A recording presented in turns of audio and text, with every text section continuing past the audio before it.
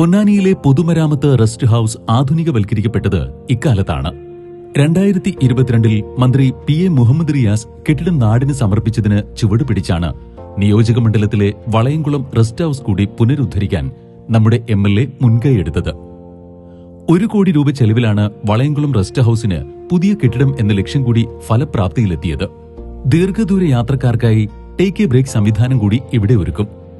ചങ്ങരംകുളത്ത് നടപ്പാക്കി ആദ്യഘട്ട ഉദ്ഘാടനം നിർവഹിച്ച പദ്ധതിയാണ് ചങ്ങരംകുളം സൗന്ദര്യവൽക്കരണ പദ്ധതി.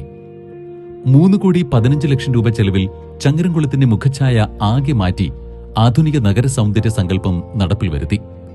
ചന്തപ്പടി സെന്ററിൽ നിന്ന് മികച്ച സൗകര്യത്തോടെ നിർമ്മിച്ച പൊതുമരാമത്ത് വിശ്രമ കേന്ദ്രം വരെയുള്ള 100 മീറ്ററിലാണ് സൗന്ദര്യവൽക്കരണ പ്രവൃത്തി നടന്നത്.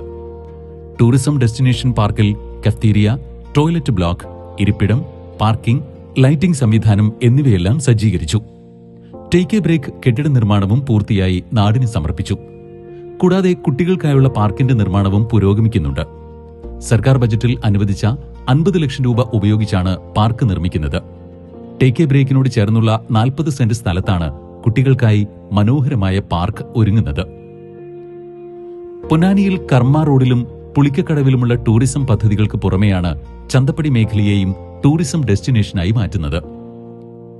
പൊന്നാനി അങ്ങാടിപ്പാലം വീതി കൂട്ടി ആധുനിക സൗകര്യത്തോടുകൂടി പുതുക്കി പണിയാനുള്ള പദ്ധതിക്ക് 45 കോടി രൂപ അനുവദിപ്പിച്ചെടുക്കുന്നതിനും MLAക്ക് കഴിഞ്ഞു.